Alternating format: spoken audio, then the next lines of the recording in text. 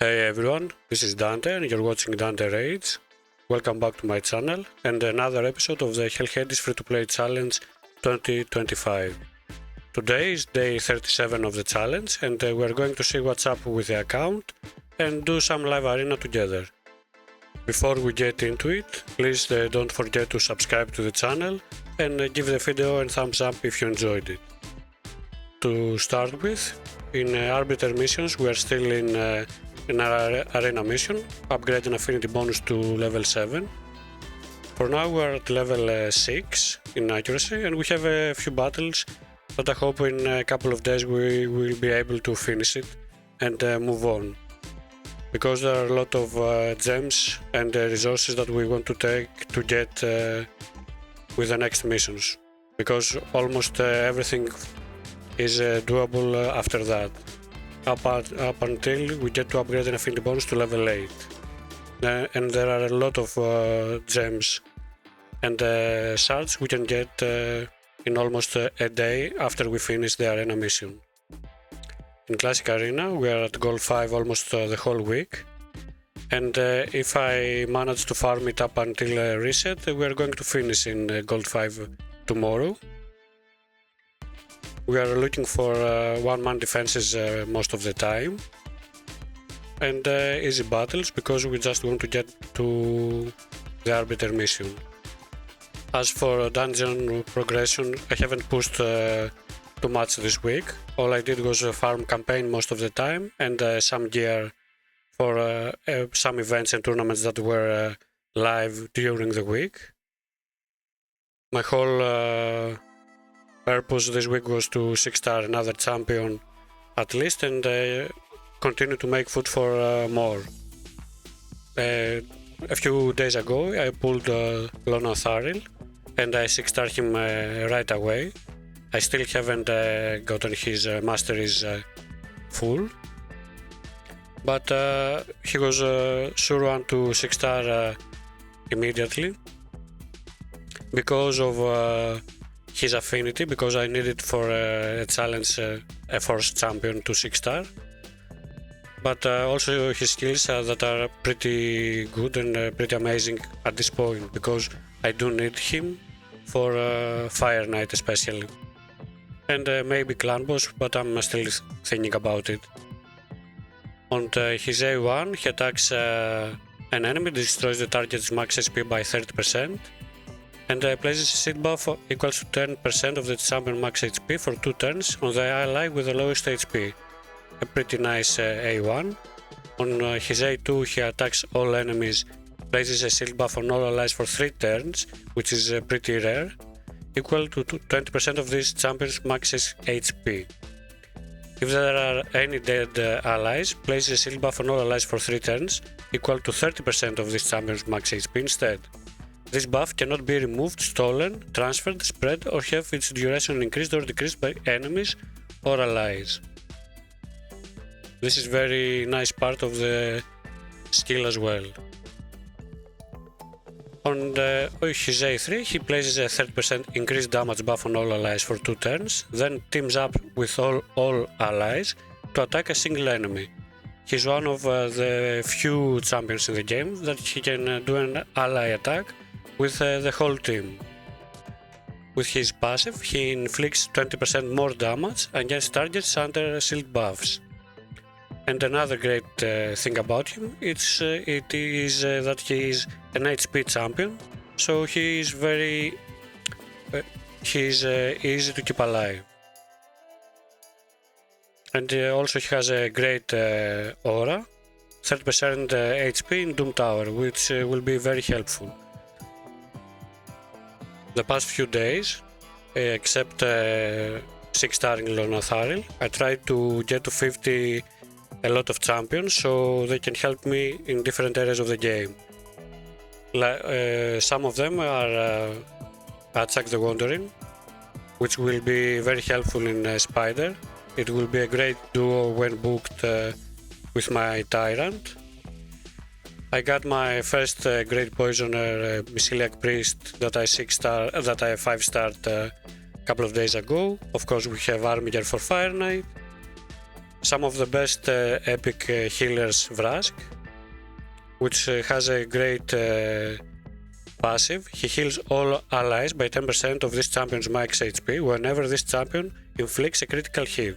So all you have to do is get him with 100% crit rate and have him take as many turns as possible with as much HP as you can. So he heals his team all the time. The great part about this heal is that it is according to this champion's HP. So the more HP he has, the better the heal. So the better gear we have on him, the better the heal will be. We also got Sanguinia to 5-star. I'm going to give a shot at her block debuffs on Clan Boss, on Demon Lord, and her healing, because for now I don't really have a stun target or a way to get to remove the stun from my team. So I want to try her at least at a 5-star if the tune is stable, if she helps a lot, before I 6-star her. She's one of the champions I'm thinking about getting into Demon Lord. On Demon Lord we're still rocking the double ally protection team with Tyrant and Toragi. They're all in lifesteal gear along with Alice and Harima. This is not the best build for them, but for now I don't really have a heal for my team, so that will do. The goal this week will be to maybe get them in some real damage gear like Savage. I have been trying to farm Fire Knight at least the stages I can farm, and I actually bought some pieces from the market because I found it really tempting, and they will be very helpful. So I have a good Savage build for one of my nukers at least, because they will be very helpful in Doom Tower and Arena, of course. So apart from Clan Boss in general, the big goal this week is to regear the champions with actual builds, damage build for the damage dealers, some support builds for the support champions. And now the main event for the video in live arena. I try to do live arena every day and have my chest for the 5 wins every single day. My main team is of course Alice for her damage and her A2 that she increases the cooldowns of enemy skills by 2 turns. Harima of course is the star, she does so much damage, and of course she has the provoke that it is really helpful, and because she is a defense type champion, she's really hard to kill. Of course we have Sun Wukong. He has the best aura for arena, the best we have of course, 28% speed in arena. He does some good damage, he has a stun on his A1, great damage and ship debuff on his A2, and a strip which is very helpful on his A3. And of course the annoying part for the enemies, and that he revives himself every 3 turns. Next champion that is almost always on my team is Ugo. We use her mainly because of her decreased defense and block buffs, because there are a lot of buffers in live arena, and we don't really have really great damage, so we do need the decreased defense. And last but not least, one champion that is always on my team is Diabolist, mainly for her A3. She fills the turn meter of all allies by 15% and decreases the turn meter of all enemies by 15%. For increasing the turn meter of our allies for our team, we don't need any stats like accuracy, so it always happens. To decrease the turn meter of all enemies, of course, we do need accuracy on our build. I try to have a hybrid build. I try to have here as fast as possible at 265 for me is quite fast, and 154 accuracy. That is actually kind of low, but I couldn't get enough accuracy and speed on my build. So I prefer to have the speed first and get some accuracy with substats and have decreased the turn meter of maybe some nukers that don't really have too much resistance. This build will of course get much better when I have a better roll, when I get my gear rolled, and when I get some better glyphs. I got some of my first mythical pieces on the forge. I have here in 5-star boots. I do have a 6-star, but I don't have the silver to rank it up at this point. Tomorrow we will get some more speed. But as you can see, the build can be really much better. So some of you may ask why she's still at 40 since I use her all the time. The main reason is because to get more speed, I do need to get her to 5-star at least, so I can get her some pinpoint gear, but I don't really have a ring or a necklace for her, so at this point I don't need to do it. I do have a banner, but I don't want to 6-star her maybe at any point, so there is no reason. And a plus to do that is that nobody bans her, so 90% of the time we're going first when playing in live arena. So let's start and see how it's going. I already did the battle this morning. My picks are almost always the same. I always put Alice first and second Sun Wukong, and that is because if I get a bot instead of a real opponent, usually the bot always bans the first champion, and I prefer the Alice to be banned than Sun Wukong because his aura is much better than Alice's. Here I believe we could be first, so I will give it a shot. I will ban this dwarf because he has great shields and block debuffs that I really don't like. So let's try it. As you can see, we're still going first. Let's give it a shot.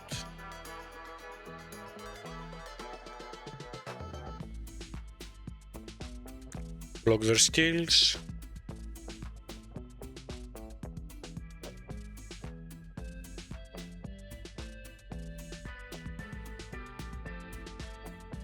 Perfect, we slipped Sun Wukong.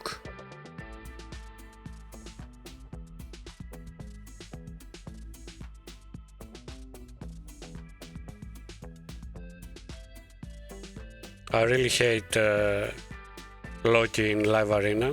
His passive is really annoying. As you can see, they are really strong. They got Harima out of the way, and she was the only tank in our team. I will try to cut most of the player selection, champion selection screens because they are taking too long. But most of my strategy is to just try to get the fastest champion on the other team banned, so I can play first and I have a better chance at winning. Of course, this doesn't happen all the time. I will leave in even the losses, of course, because my rating, I think it is around 50%. I don't win everything, of course, but I do try to play until I get my chest, even if I have to buy some refills with 10 gems.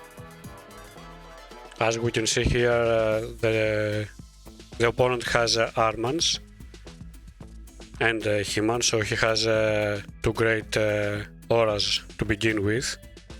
But unfortunately we have to ban Armans on this account, because if Armans takes a turn, we are probably losing the fight and don't stand a chance. He's too good of a champion for Arena especially. And we don't really have a great way to actually counter Armans, except Harima, that is a negative affinity for him, so he can weak hit on her.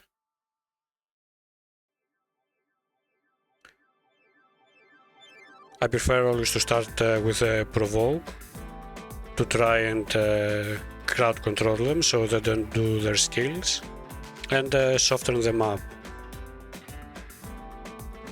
He-Man is always very powerful, very strong builds. And Alice, of course, she's always really strong, especially with the 5-star soul that most of them have, because it was given to us by the game for free. It is not a good day today as it seems, so we have some tough battles. But the great thing about being so low in the ranks, in bronze arena basically, is that you don't lose points for losing, so it is always worth it to play every single day. So losses don't really count. Now that we are trying to build more champions, of course, I want to really change and have more versatility on my team, because there are a lot of champions that we could use in Arena. Some of them are Cornelia, of course, with her sleep, which is an amazing skill. We could use an ally attack, either with Morag or Lonatharil. We could use, of course, another turn meter booster,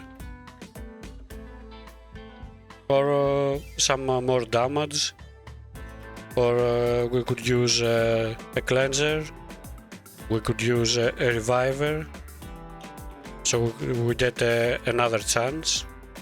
Although I don't really like playing with a reviver at this point. This team is probably a bot, because the composition doesn't really make much sense,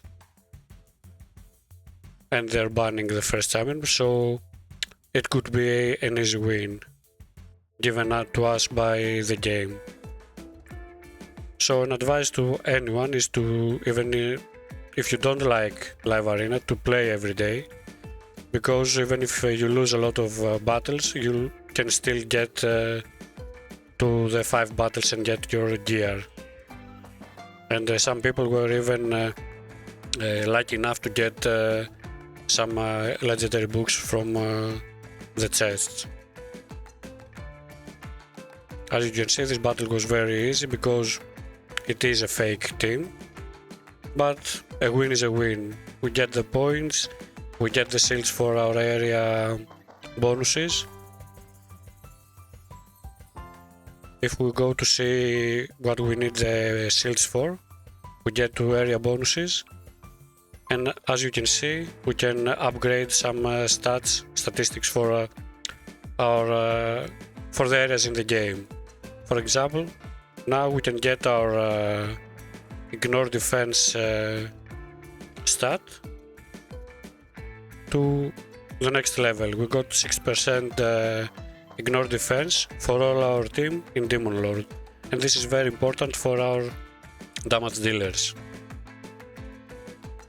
Let's get this. So it is always advisable to do your battles every day, and for me it is actually worth it to even get another refill for 10 gems, because that 10 gems can be more energy if it helps you get to the 5 wins. It can be more gear, it can be more resources in general as you're winning and as you're continuing to leveling up in live arena. Here we can see the opponent shows a turn meter booster for themselves, and this is what I'm going to ban, because most of them have their turn meter booster the fastest in the team. And of course Haikatun is the first one that everyone gets 30 days playing in the game, so most people actually level her up. And because this is what most people do, this is why I haven't done it myself, and I kept Diabolist instead of her. Now, as you can see, the battle is going in our favor. Of course, nothing is finished, but because we banned their 10 meter booster, we had a better chance at it.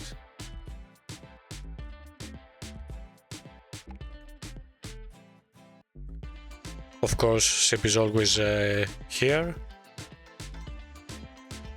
We can do it ourselves.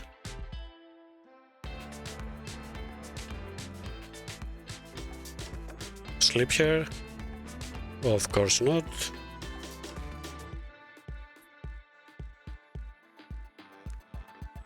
Let's see if Alice will wreck us or give us a chance to continue.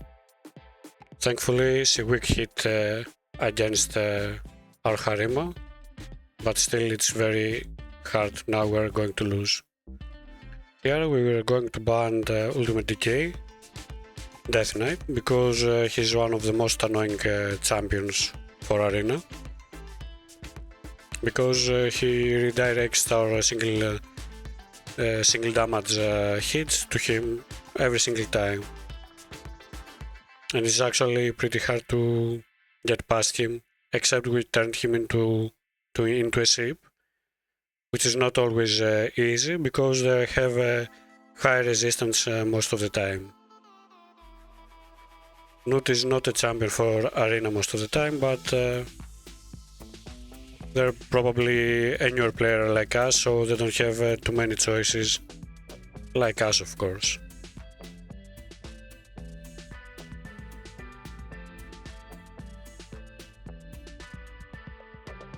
Now we really have to get to kill the Sile, so she doesn't bring everyone back all the time. Perfect, provoke worked. Here is our cleanse. Nuke them again. Alice's skill to reset her own skills is pretty amazing, actually. Let's try to hit him. This didn't go well. Let's try Alice. Perfect. We can't do anything about this right now. Let's try to get a turn. Perfect. So close.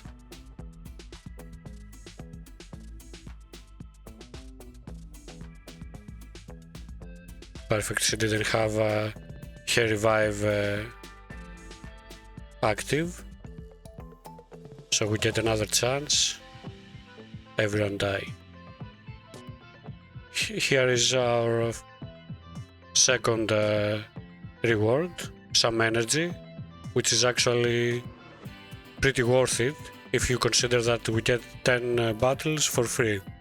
You don't have to spend anything, so you get 20 rebattles, get 50 energy, and in 5 wins you get some more resources, and if you are lucky, the legendary book. So there is, even if you don't like Live Arena, it's actually really worth it for me.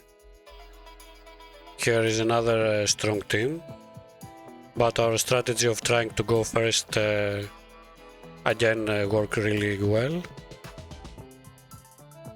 But that doesn't mean that they're not very dangerous, because the champions are really great and they're really strong. If He-Man gets his AoE active and hit us, he would destroy our whole team with just one hit. And another resource, you got 3 rank 3 chickens. And if you are new in the game like we are, in such a new account, you know how important these resources are.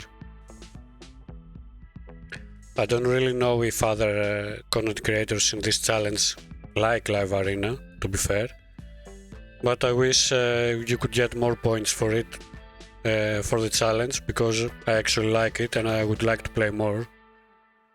And I would like to build more teams, more champions for it, to have more versatility, because right now we just choose our best champions, to be fair, because it is really early in the account, so we can't just choose counters for the opponent. They have a warlord, but I hope we will go first, as we did. Let's see if we can lock him out first before he locks us out. And this is why I'm always try to be fast, and many times it is you can be fast and go first just by being smart. 265 is not the greatest speed in the world, but because we are choosing our champions smartly and not just getting Haikaton, for example, as our 10 meter booster that everyone knows and has, we try and go first, because no one bans the 40 level champion. And here we get an amazing piece for our account with speed substat, impulse set. This set has a 12 chance to reduce a random skill cooldown by 1 turn, and you need 2 pieces of it, and it has speed in it. We already have some pieces, and we have an OK piece for Zeal. Zeal is a damage set. It gets you some crit damage. 20% is actually pretty good for our level, and it also gives 3% more damage for every 25% HP this champion has. Again, 2 artifacts. You need to get you need 2 artifacts to get this done. We get some mythical charms. This is how we got our mythical piece in Forge, and a rarity charm. Again, very important. Some silver that we're really struggling to get. And I haven't talked about the big reward. If you get 35 wins, of which I have done it twice in this challenge, and I have gotten 2 primal shards from here and a lot of gear. Primal shards, primal quartz, you can get primal shards from it, and